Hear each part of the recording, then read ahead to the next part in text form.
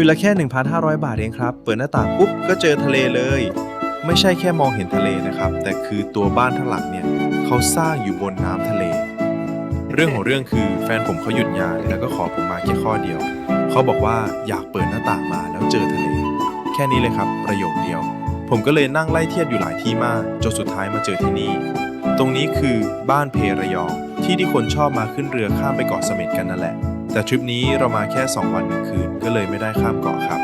ใน2 วันนี้ผมจะพาทุกคนไปดู3อย่างโฮมสเตย์กลางทะเลที่เพิ่งเปิดเมื่อเดือนกันยายนปีที่แล้วตลาดปลาที่เรือประมงเข้ามาเทียบท่าแล้วขนของขึ้นกันสดๆตรงนั้นเลยแล้วก็สกายวอล์กกระจกที่สร้างอยู่บนโขดหินริมทะเล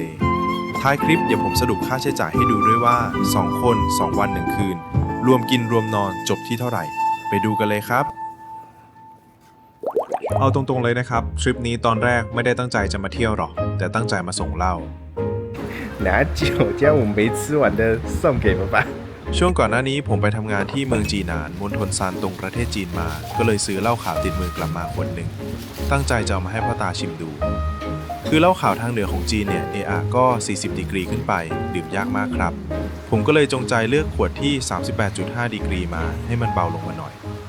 พอดีพ่อตาผมแกอยู่แถวระยองนี่แหละไหนๆก็ต้องขับรถเอาเหล้ามาส่งแล้วก็เลยถือโอกาสพาแฟนมาเที่ยวพักผ่อนซะเลย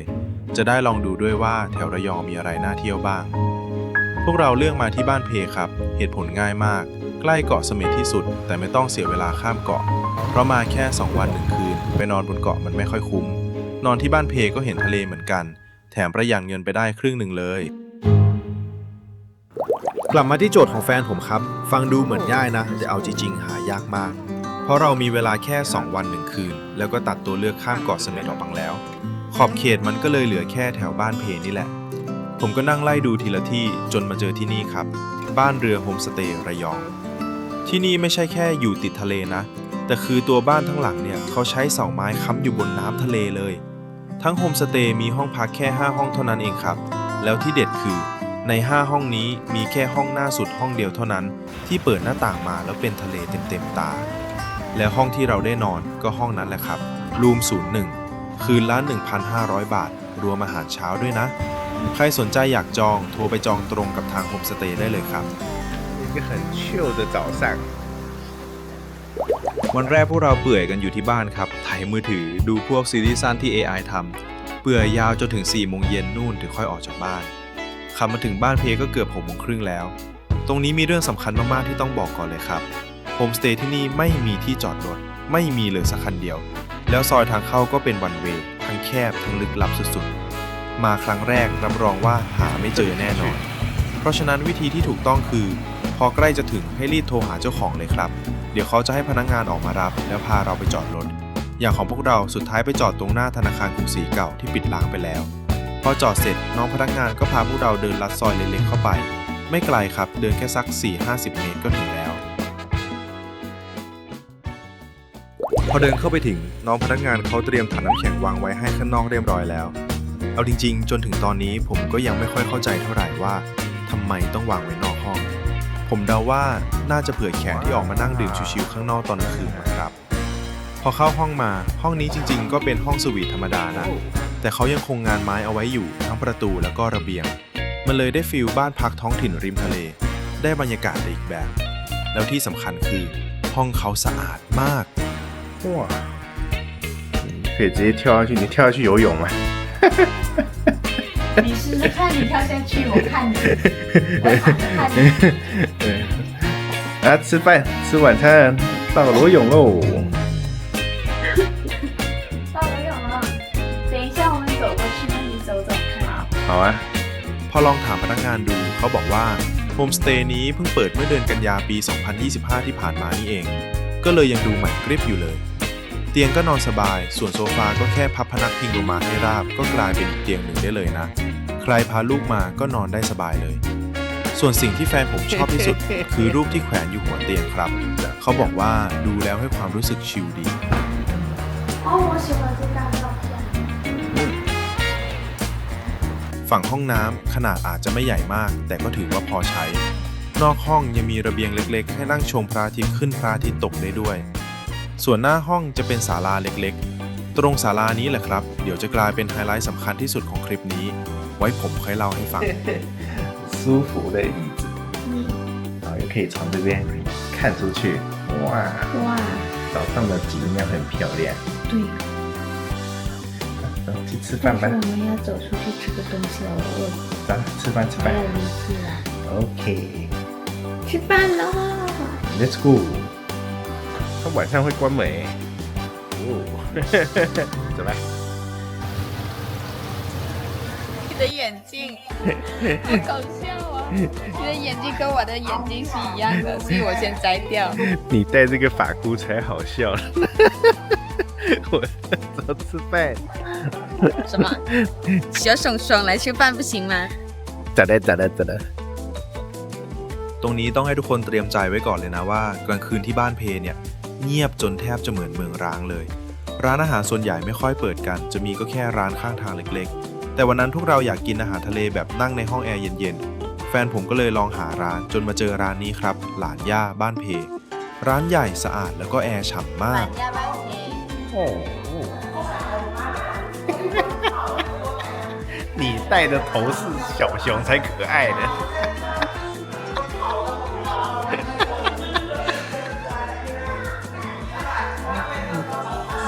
看，可以直接看到里面工作。 มื้อนี้พวกเราสั่งไปทั้งหมด 5 อย่าง จานแรกที่ทำผมประทับใจที่สุดเลยคือ หอยจอบซาชิมิ จานละ 200 บาท ผมไม่เคยกินหอยแบบซาชิมิมาก่อนเลยครับ พอเนื้อเข้าปากปุ๊บ มันนุ่มแล้วก็หวานสดมาก จานนี้ยกให้เป็นที่สุดของมื้อนี้เลย 好吃。 เอาจริงๆนะ ถ้าเป็นหอยสั่งจานนี้จานเดียวก็ฟินแล้ว อีก 2 จานหอยที่สั่งมาแทบไม่ต้องสั่งก็ได้ จานนี้ผมคนเดียวเบิ้ล2 จานได้สบายๆ ส่วนจานโปรดของแฟนผมคือแกงคั่วยอดมะพร้าวปูก้อน 400 บาท เขาบอกว่ารสชาตินี้แหละแกงคั่วแบบไทยแท้ๆเลย คือแกงที่ถูกต้อง แกงคั่วยอดมะพร้าวปูก้อนก็คือมียอดมะพร้าวกับปูก้อน ไม่ต้องใส่ผักอะไรเลยมีแค่นี้ปูก้อนกับยอดมะพร้าวก็พอแล้ว 正宗。 ของกิน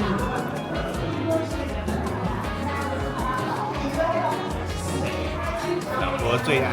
最喜欢吃ปู。因为吃不了虾。好吃吗？很新鲜。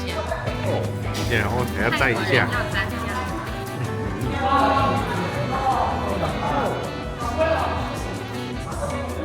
好吃啊！哇，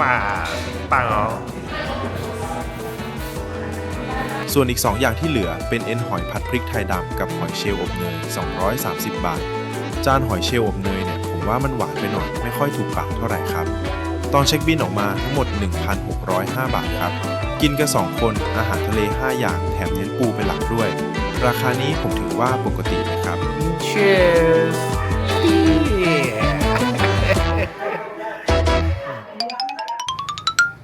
พอกินอิ่มกลับมาถึงโฮมสเตย์พวกเราก็ยังไม่รีบนอนนะครับ เพราะไฮไลท์จริงๆของที่นี่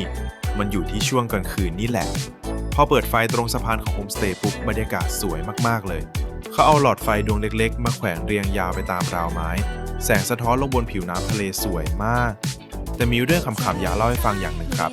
เห็นโคมไฟแก้วดวงใหญ่ๆนั่นไหมครับ จริงๆแล้วมันเป็นแค่ของตกแต่งเฉยๆนะ มันเปิดไฟไม่ติดหรอก อ้อแล้วที่นี่เขาจะมีศาลาอยู่ 2 จุดนะครับ จุดแรกอยู่หน้าห้องพักก็คือที่ผมพูดถึงไปเมื่อกี้ ส่วนอีกจุดจะอยู่ตรงสุดทางสะพานเลย เป็นจุดที่ใกล้ทะเลที่สุด ตรงศาลาติดทะเลจุดนี้เขาทำเปลตะข่ายยื่นออกไปบนผิวน้ำด้วย ถ้าได้นอนรับลมดูวิวทะเลตรงนี้บอกเลยว่าน่าจะชิลสุดๆ คืนนั้นพวกเราก็ยืนถ่ายรูปถ่ายคลิปกันอยู่ตรงนั้นนานเลยครับ และผมก็สังเกตเห็นว่า ตรงหัวสะพานเขาเปิดไฟสีเขียวทิ้งไว้อยู่ดวงหนึ่ง ไฟเขียวแบบนี้เขามีไว้สำหรับล่อปลาหมึกโดยเฉพาะเลยครับ เพราะแสงสีเขียวมันส่องทะลุน้ำไปได้ไกล มันจะล่อพวกกุ้งปลาตัวเล็กๆเข้ามาก่อน แล้วปลาหมึกก็จะตามมากิน เพราะงั้นถ้ามาตกปลาหมึกตอนกลางคืนตรงนี้บอกเลยว่าตกได้จริง แต่เสียดายอย่างเดียวคือ ทางโฮมสเตย์เขาไม่มีคันเบ็ดให้เช่านะครับ ใครอยากตกต้องเตรียมคันเบ็ดมาเอง ถ้าอนาคตพี่เจ้าของเพิ่มบริการเช่าคันเบ็ดเข้ามาด้วย ผมว่าจะยิ่งดีเข้าไปใหญ่ และพอไม่มีคันเบ็ดผมทำยังไงรู้ไหมครับ ผมไปเจอสวิงด้ามยาวมากๆอันหนึงวางอยู่แถวนั้น ก็เลยถือสวิงอันนั้นยืนช้อนน้ำอยู่บนสะพานครับ ลองดูเผื่อจะช้อนปลาตัวเล็กๆหรือปลาหมึกขึ้นมาได้บ้าง ย้อนกลับมาคิดแล้วก็นะบ้าบอจริงๆมันจะไปช้อนได้ยังไงล่ะครับแต่บรรยากาศคืนนั้นมันชิลมากจริงๆนะนั่งมองทะเลรับลมเย็นๆถ่ายรูปเล่นกันไปเสร็จแล้วก็กลับห้องอาบน้ำเปื่อยดู Netflix ต่อจนหลับไปเลย 洋葱3颗。明天来捞螃蟹，捞老婆。太小了，不去啊！更大，这个比较大。咦，这抓螃蟹的吧？超酷的。 วันที่ 2 พวกเราตื่นกันเช้ามากครับ ตื่นตั้งแต่ 6 โมงครึ่งเลย ไม่อยากจะเชื่อตัวเองเหมือนกัน เพราะประมาณ 7 โมงพวกเรามีแพลนจะไปที่หนึ่งเดี๋ยวค่อยเล่าให้ฟัง ก่อนเราเดินทางก็ต้องกินข้าวเช้ากันก่อน เป็นข้าวต้มทะเลของทางโฮมสเตย์ นั่งกินตรงศาลา ข้างหน้าคือวิวหมู่บ้านประมงกลางน้ำเต็มตา บ้านเพตอนเช้าบรรยากาศคนละเรื่องกับตอนกลางคืนเลยครับ ท้องฟ้าสีเทา ทะเลสีเขียว สงบมาก แล้วตอนเดินไปตรงที่ล้างจาน ผมไปเจอป้ายปักไว้ใบหนึ่ง ผมว่าน่ารักดี ในป้ายเขียนไว้ว่า ใช้ภาชนะแล้วกรุณาล้างด้วยนะคะ ถ้าไม่อยากล้างมีบริการล้างให้ คิดค่าบริการ 500 บาทค่ะ 500 บาทนะครับ แต่ผมว่ากฎแบบนี้ก็สมเหตุสมผลดีนะ เพราะยังไงที่นี่ก็เป็นโฮมสเตย์ไม่ใช่โรงแรม แถมตรงศาลายังมีเตาย่างกับถ่านเตรียมไว้ให้ด้วย ซื้อของมาปิ้งกินเองได้เลย ใช้เสร็จแล้วก็ต้องช่วยกันเก็บช่วยกันล้างเป็นธรรมดาครับ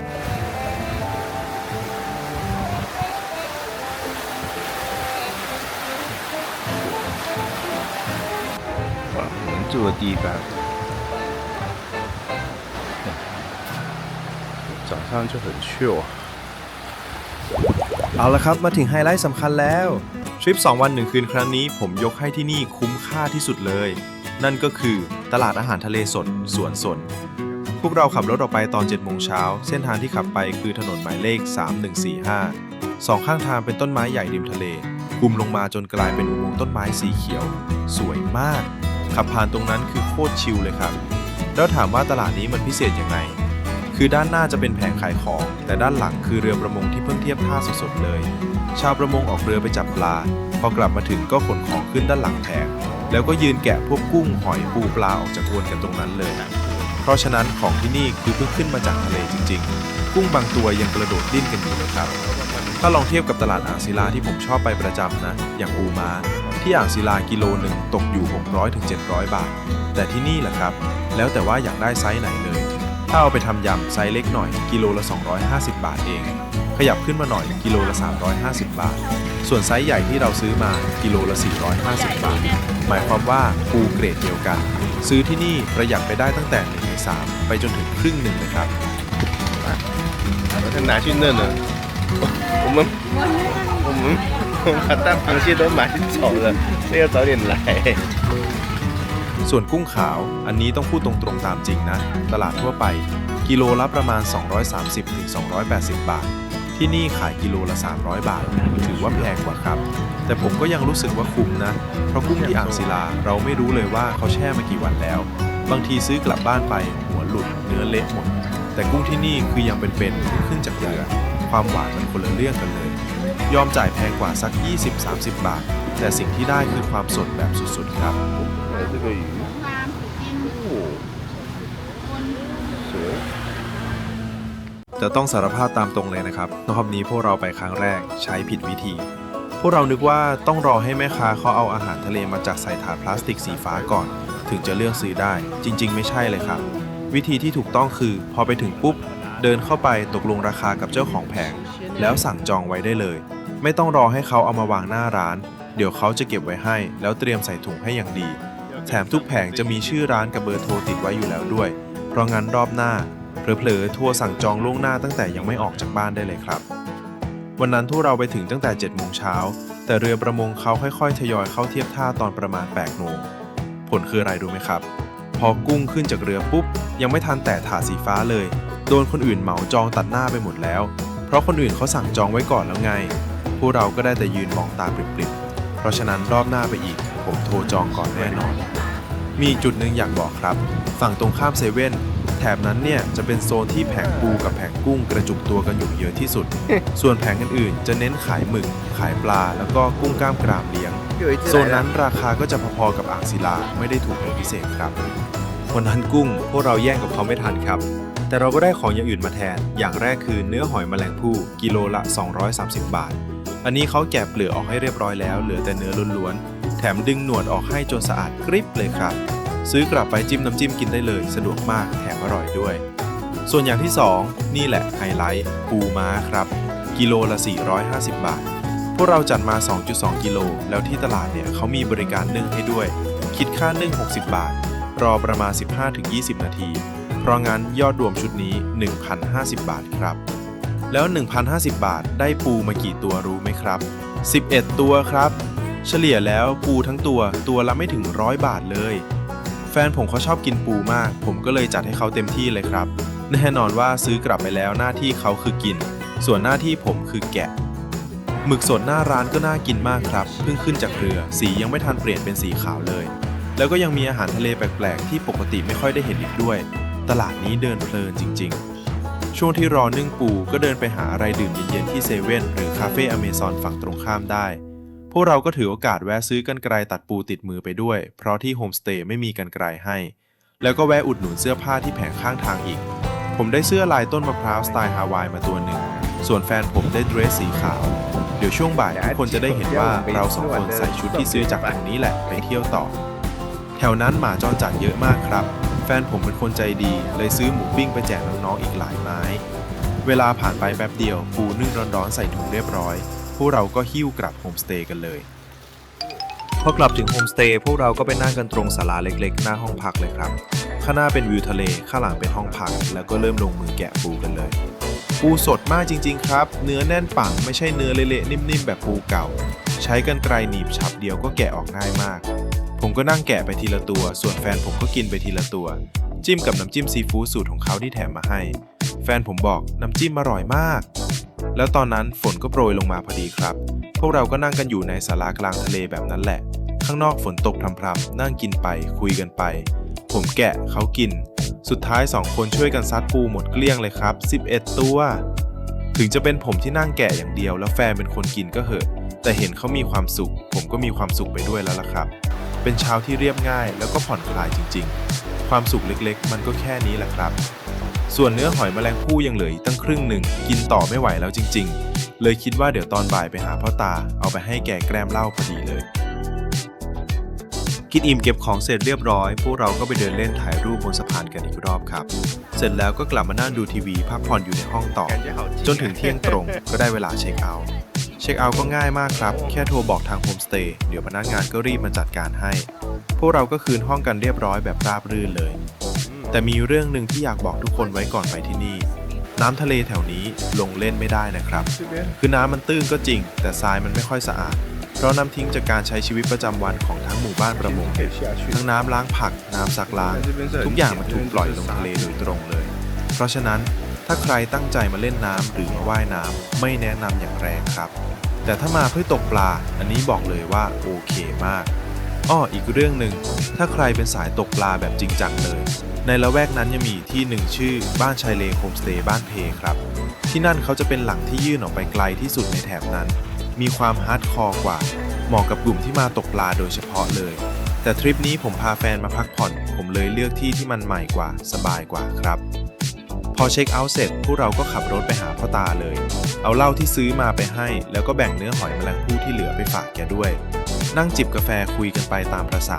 ก็ได้ใช้เวลาช่วงบ่ายแบบชิลๆแล้วพ่อตาจะชอบเหล้าที่เอาไปฝากไหม เอาตรงๆนะทุกวันนี้ผมก็ยังไม่รู้เลยครับถ้าแกชอบรอบหน้าเดี๋ยวผมซื้อติดมือไปฝากอีกเยอะๆเลย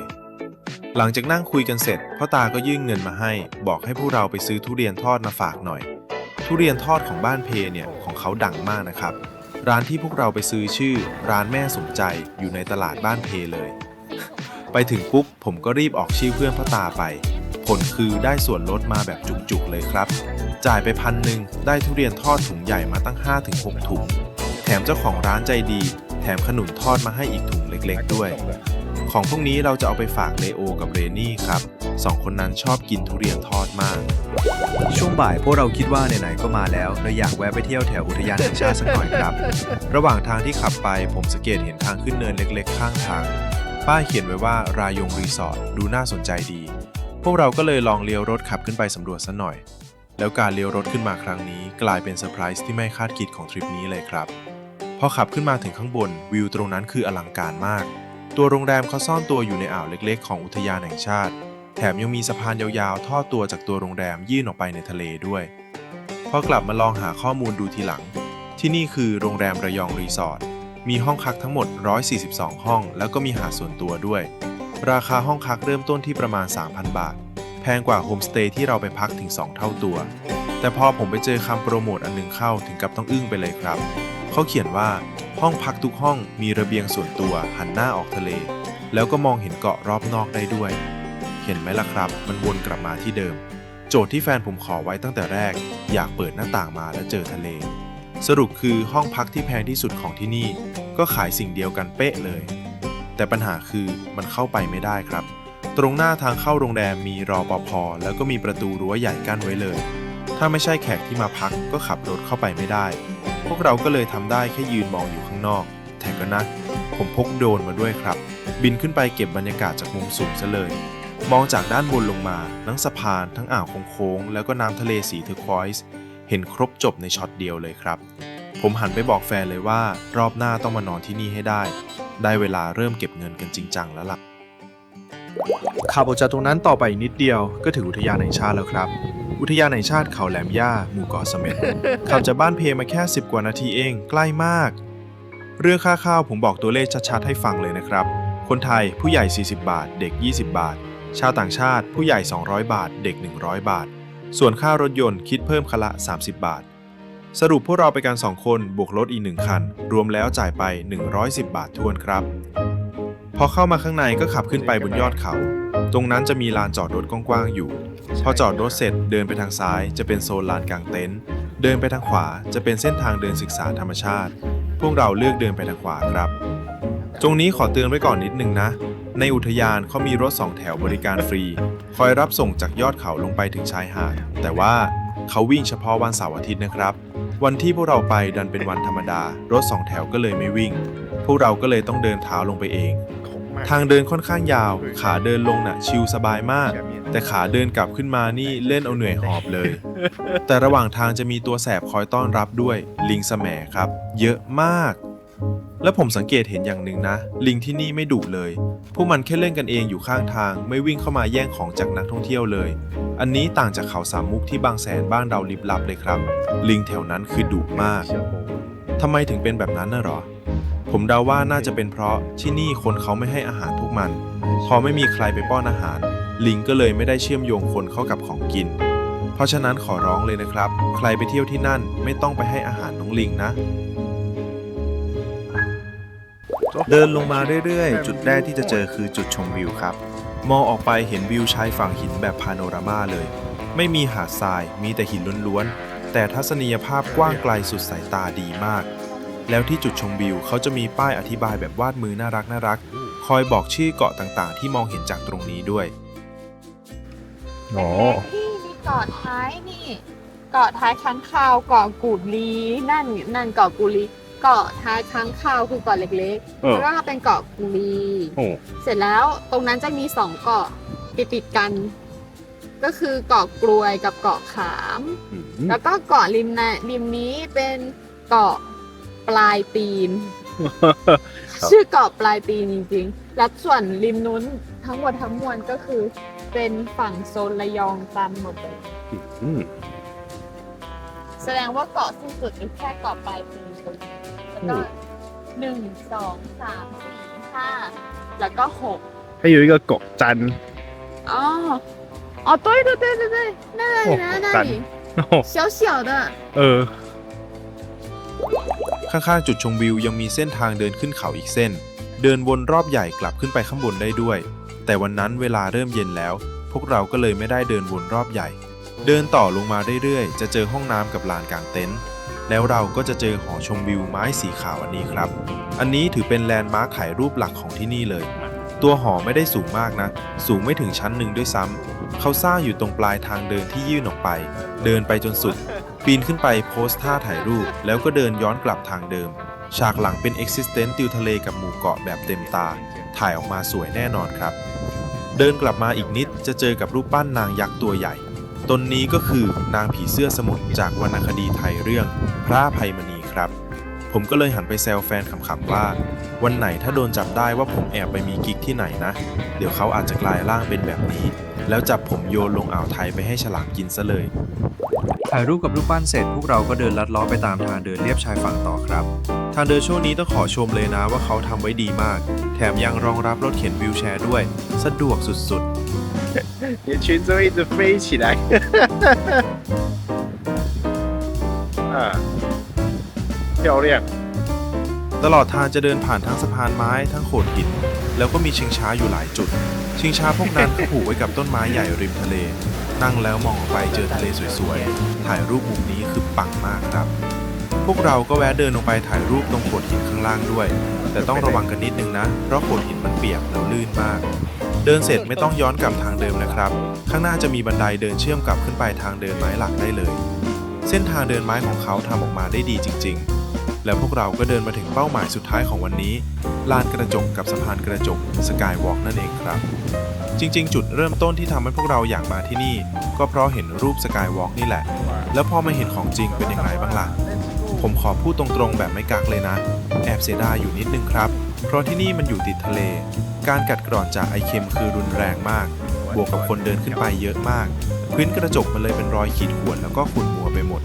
พอก้มมองลงมาข้างล่างก็เลยมองไม่ค่อยเห็นว่าข้างล่างมีอะไรแต่ก็นะอย่างน้อยก็ได้มาถึงเป้าหมายแล้วล่ะครับยืนเก๊กถ่ายรูปบนนั้นฟีลลิ่งก็ยังถือว่าโอเคอยู่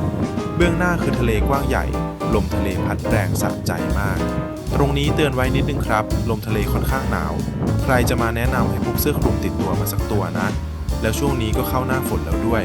วันหนึ่งฝนอาจจะตกสัก2-3 รอบแต่ถือว่ามาเดินออกกำลังกายรับลมชมวิวผมว่าก็เพลินดีครับ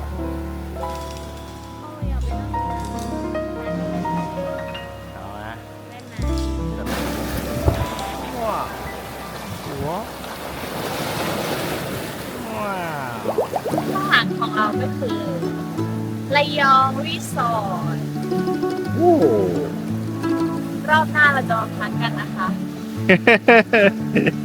บอกไว้ก่อนว่ารอบหน้าเราจะมาพักที่นี่กันสุ่มไปได้เลย 漂亮。 รีวิวแล้ว ดูห้องพักแล้วสระว่ายน้ำดูแล้วบรรยากาศที่พักรอบนอกดูแล้ว เราอยากจะไปเดินสะพานของรีสอร์ทเขาจริงๆเพราะฉะนั้นทริปหน้า要去瑞阳 resort ระยองรีสอร์ทค่ะ 好的老婆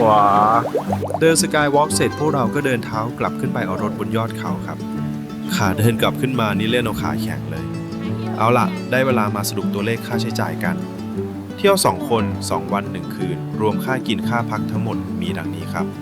ค่าโฮมสเตย์1คืน 1,500 บาทค่าร้านอาหารทะเลมื้อเย็น 1,105 บาทค่าปูม้าที่ตลาด 2.2 กิโลรวมค่านึ่ง 1,050 บาทค่าเนื้อหอยแมลงภู่1กิโล230 บาทค่าเข้าอุทยาน2คนบวกรถ1คัน110 บาทแล้วก็ต้องบวกค่าเดินทางเข้าไปอีกขับรถไปกลับตลอดทริปประมาณ270กิโลเมตรค่าน้ำมันตกประมาณ750 บาทค่าทางด่วนขาไป25ขากลับอีก25รวมเป็น50 บาทพอบวกทบยอดทั้งหมดแล้วรวมเบ็ดเสร็จประมาณ 5,300 บาทครับส่วนเงินค่าทุเรียนทอด1,000นั่นไม่นับนะเพราะพ่อตาเป็นคนจ่ายให้ผมว่านะไปกัน2คน2วัน1คืนได้นอนโฮมสเตย์กลางทะเลซัดปูไป11ตัวแถมได้ไปเที่ยวอุทยานด้วย 5,300 แลกกับรอยยิ้มของแฟนผมว่าคุ้มมากแล้วล่ะครับทริป2วัน1คืนที่บ้านแพระยองก็ขอแชร์ไว้เท่านี้ก่อนนะครับใครที่เป็นสายกินอาหารทะเลเหมือนกันผมป้ายยาแรงๆเลยว่าต้องแวะไปตลาดอาหารทะเลสดสวนสดให้ได้แล้วก็จำไว้ด้วยนะโทรจองล่วงหน้าก่อนส่วนใครที่อยากพาคนรู้ใจออกมาพักผ่อนเปลี่ยนบรรยากาศมาดูทะเลกันโฮมสเตย์ที่สร้างอยู่บนน้ำทะเลแบบที่บ้านเพเนี่ยเป็นอีกหนึ่งตัวเลือกที่ดีเลยครับถ้าชอบคลิปนี้อย่าลืมกดไลค์กดแชร์แล้วก็กด Subscribe ด้วยนะครับไว้เจอกันใหม่คลิปหน้าบ๊ายบาย